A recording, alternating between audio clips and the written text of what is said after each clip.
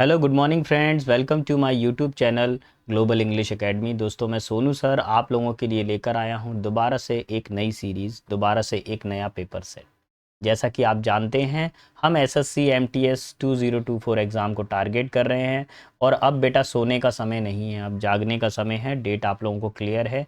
Last जो है last October में आपके एग्ज़ाम अक्टूबर से लेकर नवंबर तक रहेंगे एसएससी एमटीएस के। आप लोग जाकर एक बार कैलेंडर चेक कर लीजिए। आज सेट नंबर 13 करने वाले हैं।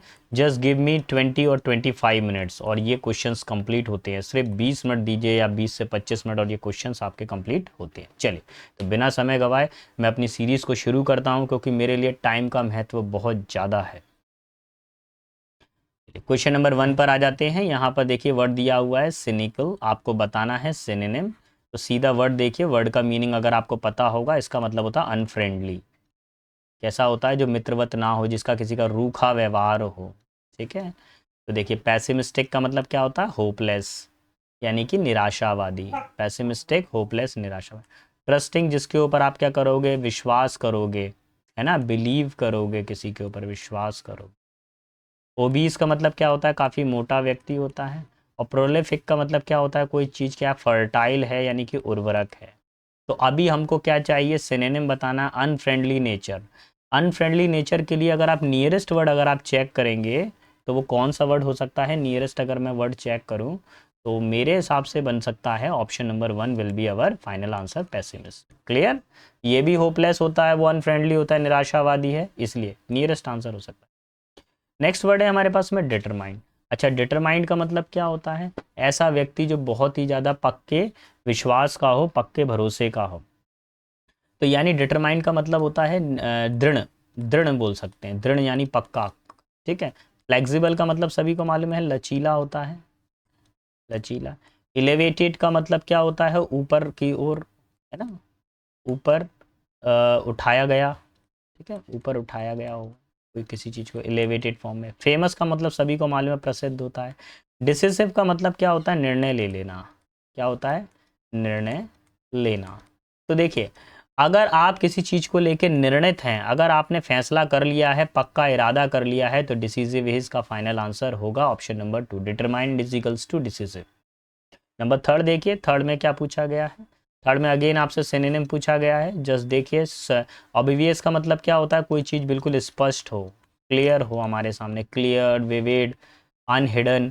ऑपेक का मतलब क्या हो? कोई चीज़ क्या हो? छुपी हुई हो, हिडन हो। ठीक है, जो क्लियर ना हो, है ना। ऑपेक का मतलब क्या हो जाएगा? अस्पष्ट। और फिर यहाँ पर एक और वर्ड आया है क्लियर। क्लियर का मतलब भी क्या होता है? स्पष्ट होता है।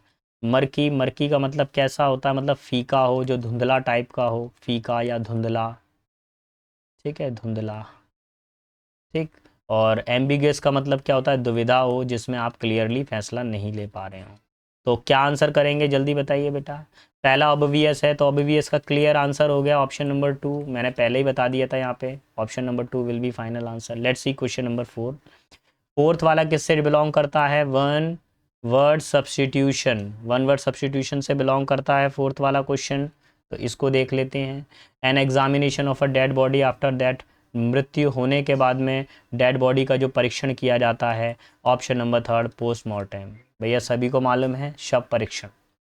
नंबर 5 पर आ जाइए। 5 में क्या बोला गया है? One who does not believe in the existence of God, जो भगवान के अस्तित्व में भरोसा नहीं रखता हो। तो बिलीवर तो भैया विश्वास करता है। ये क्या करता है? विश्वास करता है। ठीक है, विश्वास करता है किसी भी चीज़।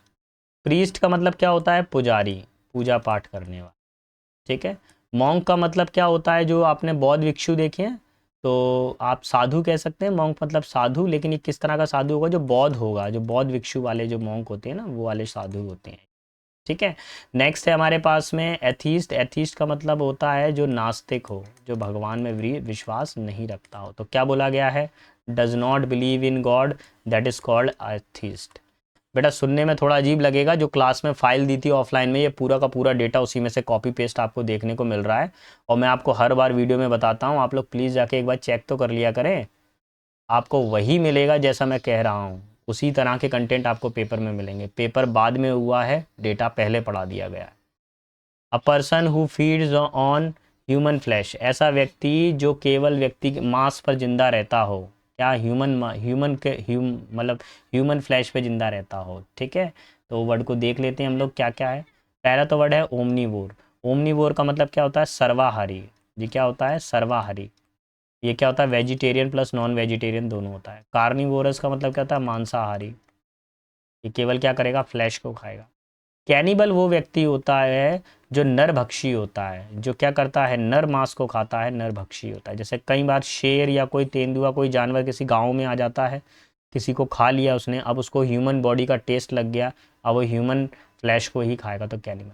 अच्छा, नज का मतलब क्या होता है, इसका मतलब होता है किसी चीज़ को ढकेलना। जैसे कोनी से अगर किसी को मार दें हल्का फुल्का सा, मतलब इसको क्या कह सकते हैं, खिसकाना कहते हैं, खिसकाना कह सकते हैं, खिसकाना। लेकिन कैसे, कौनी की मदद से किसी को खिसकाना। तो option number 2 will be our final answer. Clear. Question number 7 पर आते हैं। अब भैया देखो, सीधा सा फ्रेज आया है ईडियम्स। आप ज़्यादा, अगर किसी बच्चे को वोकैब अच्छे से याद होगी ना, तो पूरा सेंटेंस पढ़ने की ज़रूरत नहीं है, बस सीधा आ जाइए ऑन क्लाउड 9, यानी सातवें आसमान पर होना। सातवें आसमान पर होना। सातवें आसमान पर होने का मतलब क्या होता है, बहुत खुश होना। क्या होना, बहुत खुश होना। तो जल्दी बताइए, बहुत खुश होने के लिए कौन सा वर्ड आ जाएगा। पूरा सेंटेंस पढ़ने की कतई ज़रूरत नहीं है अगर आपको प्रॉपर मीनिंग पता है। ऑन क्लाउड 9, सातवें आसमान पर होना, आसान सा वर्ड आ गया, ऑप्शन नंबर 4। ठीक है, फिर भी एक बार पढ़ देता हूँ मैं। He was on cloud 9 when he got admission in Cambridge university. जब उसको कैम्ब्रिज यूनिवर्सिटी में एडमिशन मिला, तो उसका वो बहुत खुश थी, बहुत ही ज़्यादा सातवें आसमान पर थी। Let's see question number 8। अब क्वेश्चन नंबर 8 किस तरह से बिलोंग करता है, बाय फेयर मीन्स और फाउल, चाहे अच्छे तरीके से करो चाहे गलत तरीके से करो, यानी हर हालात में, हर हालात, सॉरी, ये हर हालात में। ठीक है, किसी भी तरीके से किस काम को कर देना, यानी चाहे पॉजिटिव हो चाहे नेगेटिव हो, तो देख लीजिए। टू वर्क विदाउट प्लानिंग, किसी भी प्लानिंग के बिना काम कर देना, नहीं। To find difficulty in completing some work, किसी कार्य को पूरा करने में परेशानी का सामना करना, नहीं। To provoke someone into quarrel, किसी को भड़काना झगड़े के लिए, नहीं। To get one's way with honesty plus और डिसऑनेस्टी माइनस, है ना, किसी भी तरह से। Option number 1 will be final answer. ठीक है, चलिए क्वेश्चन नंबर 9। अब बोला गया है यहाँ पर क्वेश्चन नंबर 9 किस तरीके से बिलोंग करता है। जो क्वेश्चन नंबर 9 है बेटा, वो ईडियम एंड फ्रेजेस से बिलोंग करता है। As phony as $3 bill. ठीक है, ये कहावत है पूरी की पूरी। अब इसका मतलब क्या होता है, पहले तो ये समझ लीजिए, $3 बिल एज फोनी एज यानी जाली नोट। यानी क्या होता है, नकली नोट हो या फिर जाली नोट हो, तो उसको क्या बोला जाता है, एज फोनी एज $3 बिल। तो शुरू हो जाइए, समथिंग दैट इज जेन्युइन, कोई चीज़ जो बिल्कुल वास्तविक हो, ये तो प्लस की बात आ रही है, ये तो होगा नहीं।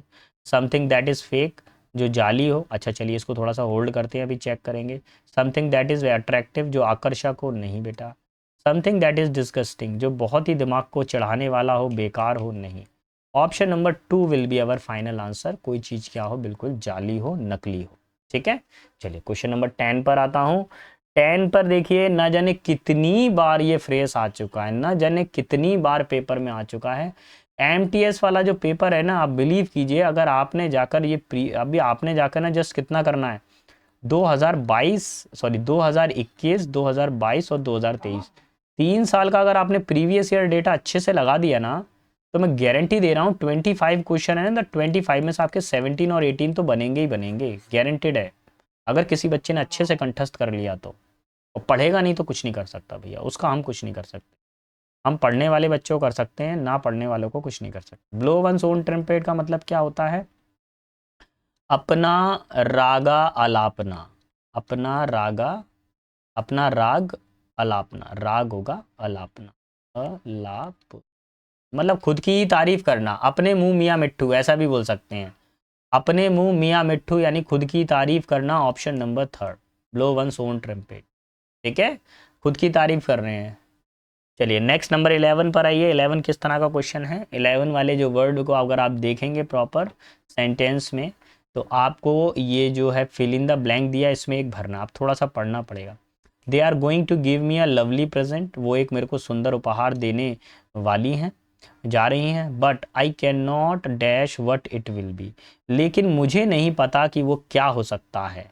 तो मतलब क्या हो जाएगा, पहले गिव का मतलब तो देना होता है, गेस्ट का मतलब तो मेहमान हो गया, ठीक है, और गेस का मतलब क्या होता है, अनुमान लगाना, अनुमान लगाना, गेस का मतलब होता है अनुमान लगाना। नेक्स्ट है गेस्ट। अब गेस्ट का मतलब क्या होता है वो समझिए, गेस्ट का मतलब होता है सार, इसका मतलब क्या होता है, सार होता है। अब इसके बारे में जान लेंगे गेस्ट के। अभी आपको क्या आंसर करना है, option number third will be our final answer होगा, कि मुझे अनुमान नहीं है कि उसने मेरे को क्या दिया है। जस्ट 1 मिनट देना है ना मेरे को, थोड़ा सा मैं इसको चेक कर लूँ, मेरा मैं कैमरा चल रहा है कि नहीं चल रहा है, कैमरा इज़ ओके, ठीक है। चल, मैं वहीं से क्वेश्चन नंबर 11 से शुरू करूँगा जहाँ पे मैं था, एक क्वेश्चन नंबर 11, ठीक है। चलिए अब क्वेश्चन नंबर 12 पर आएंगे। 12 क्या कह रहा है, my younger daughter Kannu prefers, Kannu prefers dark chocolate to yogurt. अच्छा, प्रेफर के साथ में टू आता है ये तो ठीक है, लेकिन एक प्रॉब्लम है, कन्नू सिंगुलर सब्जेक्ट है और वर्ब भी हमको कैसी चाहिए, सिंगुलर वर्ब चाहिए। तो यहाँ पर ये जो प्रेफर है इसको आपको क्या करना पड़ेगा, सिंगुलर वर्ब बनाना पड़ेगा, प्रेफर्स करना पड़ेगा। So this will be our final answer. तो option number fourth will be our final answer. Clear. चलिए लेट्स सी अनदर क्वेश्चन पे, अगले क्वेश्चन को देख लेते हैं। बेटा गलत स्पेलिंग का चयन करना है आपको, इनकरेक्ट स्पेलिंग बतानी है। रिदम का मतलब क्या होता है, लय होता है, इसकी स्पेलिंग सही है। फ्रेंड मतलब मित्र होता है।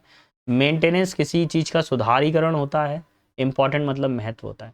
मेंटेनेंस में यहाँ पर ए नहीं आता है बेटा, यहाँ पर क्या आता है, ई आता है। Option number third will be final answer. ये कई बार रिपीट हुआ है तो प्लीज़ मेंटेनेंस की स्पेलिंग को आप अच्छे से याद कर ले। क्या आएगा बेटा यहाँ पर, ई आएगा मेंटेनेंस में।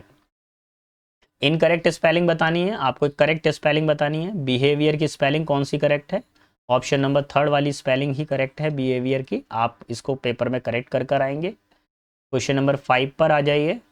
5 वाले में देखिए भैया, इसको आप रिपीट क्वेश्चन कह सकते हैं, आर लगा दीजिए, मतलब रिपीट है, मोस्ट रिपीटेड क्वेश्चन है मेरी नज़र में। तो ये अभी मैं सीजीएल भी करवाया, मैंने सीजीएल पेपर में भी 2 टाइम रिपीट हो गया ये, और फिर मैं एमटीएस में भी अभी लेकर आया तो एमटीएस के प्रीवियस पेपर में भी शायद ये है। तो आई थिंक ये 3 to 4 टाइम रिपीट हो रहा है ये क्वेश्चन। तो प्लीज़ इस क्वेश्चन को बहुत ध्यान से सुनिए। वर्ड है क्वेश्चनियर, और क्वेश्चनियर की स्पेलिंग आपको करेक्ट होनी चाहिए। यहाँ पर क्वेश्चनियर की स्पेलिंग गलत है, यहाँ पर क्वेश्चनियर की स्पेलिंग गलत है, यहाँ पर क्वेश्चनियर की स्पेलिंग करेक्ट है, यहाँ पर भी क्वेश्चनर की स्पेलिंग करेक्ट है। तो सर क्या दो दो आंसर हो जाएंगे, सर फर्स्ट भी ऑप्शन हो रहा है और ऑप्शन नंबर 4 भी आ रहा है, क्या आंसर टिक करूंगा मैं। अब सुनिए ध्यान से, ये है कैपिटल लेटर और ये है स्मॉल लेटर। तो सेंटेंस के बीच में कैपिटल लेटर आता है कि स्मॉल लेटर आता है, स्मॉल लेटर आता है। कैपिटल लेटर से तो सेंटेंस शुरू होता है, तो इसलिए मेरे हिसाब से ऑप्शन नंबर 4 हो जाएगा कैंसल, क्योंकि स्मॉल लेटर आएगा, इसलिए option number 1 will be our final answer. तो ध्यान रखना है पेपर में कैपिटल और स्मॉल का। क्वेश्चन नंबर 16 पर आ जाइए, और 16 में भैया डायरेक्ट आंसर है, कोई बच्चा बता देगा प्लीज़ मेरे को डायरेक्ट आंसर। प्रपोजिशन का क्वेश्चन आ गया है, कोई बताएगा डायरेक्ट आंसर। अपोलोजाइज के साथ में हमेशा टू लगता है, ज़्यादा सोचना ही नहीं है। अपोलोजाइज के साथ में टू लगता है, बस हो गया आंसर। मैंने पूरा सेंटेंस भी नहीं पढ़ा, आ गया मेरा answer. Ishita will playing tennis for her favourite team. अच्छा, इशिता अपनी फेवरेट टीम के लिए फुटबॉल खेलेगी। तो विल के साथ में बेटा कौन सी फॉर्म आती है, वर्ब की फर्स्ट फॉर्म आनी चाहिए, लेकिन यहाँ कौन सी फॉर्म आ रही है, फोर्थ फॉर्म। इसको कन्वर्ट करिए फर्स्ट फॉर्म में, तो अब ये आपका आंसर करेक्ट हो जाएगा। Option number third will be our final answer. ठीक है, विल के साथ में फर्स्ट फॉर्म आती है फ्यूचर केस में। नेक्स्ट क्वेश्चन नंबर 18 पर आ जाइए। देखिए मैं बार बार बोल रहा हूँ, प्लीज़ आप जाके आर्टिकल चैप्टर को एक बार अच्छे से रीड करें यार।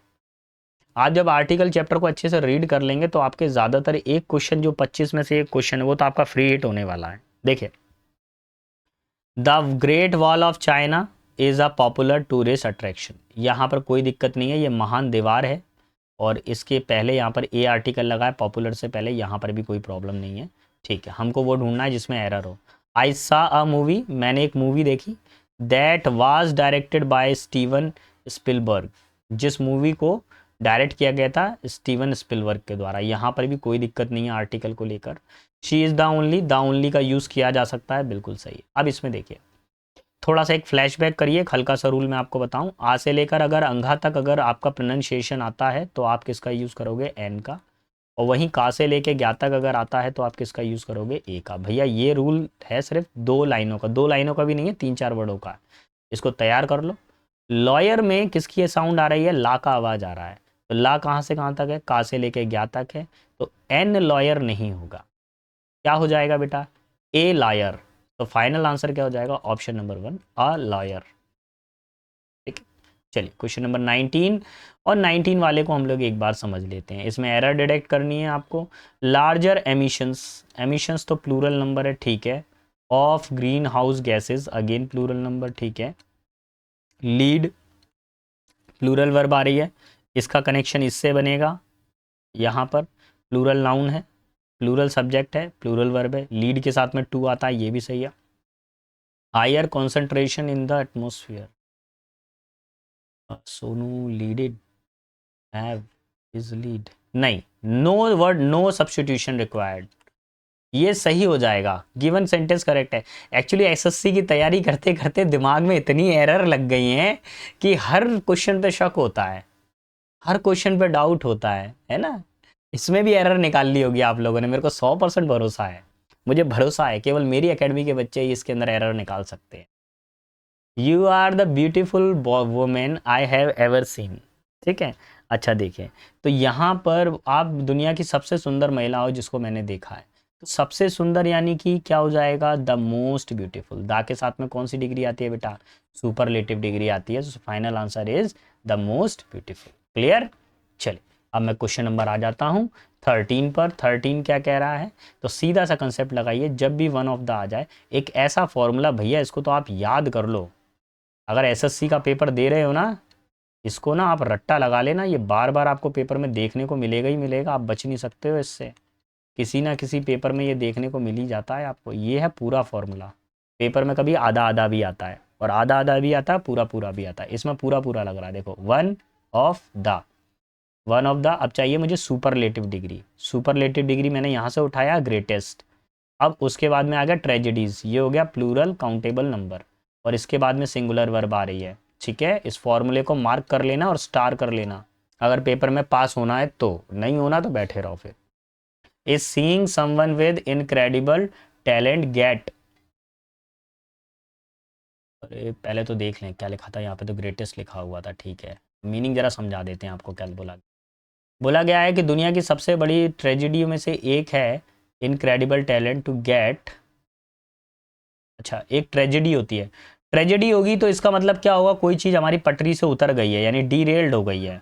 कोई सिचुएशन क्या हो गई है, पटरी से उतर गई है, तभी तो कोई ट्रेजेडी होगी, तभी तो कोई दुखद घटना होगी। एक्चुअली इसके अंदर किताब की राइटिंग के बारे में बताया जा रहा है। तो बुक के अंदर कभी डैमेज नहीं होता, कहानी हमेशा डीरेल्ड होती है। डीरेल्ड का मतलब होता है पटरी से उतरना। ऑप्शन नंबर 22 में हो जाएगा, पटरी से उतरना। बिकॉज ही और she lacks of some basic skill. एक कहानी के अंदर ट्रेजेडी कब होती है, जब कोई लेखक अपनी कहानी से या अपनी कही हुई बात से पटरी से उतर जाता है। फिर बोला गया है this book dash the number of one reason executive derail and it provide the extremely helpful tool to operate in the fast pace and result oriented environment. और देखिए इस बुक के अंदर भी कई सारी ऐसी घटनाएं हुई हैं जो हमको बताती हैं कि कैसे कहानी डीरेल्ड होती है, और उसके बाद में वो ये भी बताती है कि कैसे कोई चीज़ हमारे लिए हेल्पफुल होती है। तो किताब हमेशा क्या करती है, दर्शाती है, एड्रेस करती है। किताब हमेशा क्या करती है, एड्रेस करती है। एड्रेस का मतलब क्या होता है, संकेत करना, दर्शाना। तो यही हमारा आंसर हो जाएगा तेईस। वो लुक या सी नहीं करती है, वो एड्रेस करती है। I am impressed by how insightful, मैं बहुत ही ज़्यादा इम्प्रेस्ड हूँ। इंसाइटफुल मतलब मन के अंदर विचारों से। Dash well organize and focus is it. देखिए जब कोई कोई कहानी पटरी से उतर गई, पहला लेखक क्या था, बिल्कुल कंठस्थ था, सही तरीके से लिख रहा था। उसके बाद में क्या हुआ, कुछ कहानी उसकी पटरी से उतर गई। उसके बाद में दोबारा से उसने आत्मचिंतन किया, इंसाइटफुल किया, और दोबारा से वो क्या करेगा, अपनी कहानी को वेल ऑर्गेनाइज कर रहा है। तो ऐसी स्थिति में वो क्या कर रहा है, insightful, readable, well organize and focused it is it will sure help one dash several difficult situation. ये उसको कई सारी परिस्थितियों से ऊपर उभार कर लाता है, उभार कर लाता है। तो देखिए थोड़ा सा ध्यान देंगे बेटा यहाँ पर। अगर आपको मेरा पढ़ाना पसंद आया तो प्लीज़ मेरे वीडियो को लाइक शेयर सब्सक्राइब करना ना भूलिएगा।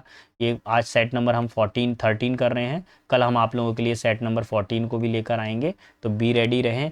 तो रात को 9 बजे आपको पर डे वीडियो आपको डिलीवर किया जाता है। अब देखिए क्या बोला गया है कि अगर किसी लेखक की कहानी पटरी पे जाती है, पटरी से नीचे उतरती है, तो ये दूसरे लेखकों के लिए क्या करती है, सबक बनती है, उनको उभार के लाती है परिस्थितियों से। तो रिजेक्ट तो नहीं करेगी, आलोचना भी नहीं करेगी, कंडेम मतलब आलोचना, डिस्करेज मतलब हतोत्साहित नहीं करेगी, सैल्वेज करेगी। सैल्वेज का मतलब क्या होता है, उबारना, किसी चीज़ से बाहर की तरफ निकाल कर लेकर आना। तो option number 3 will be final answer. ठीक है बेटा, तो आज के सेशन में इतना ही था। Thanks for watching. Like comment share subscribe करना ना भूलिएगा। बेटा अच्छे से तैयारी करें, बेस्ट ऑफ लक। अपना और अपने माता पिता के नाम को उज्जवल करें, रोशन करें।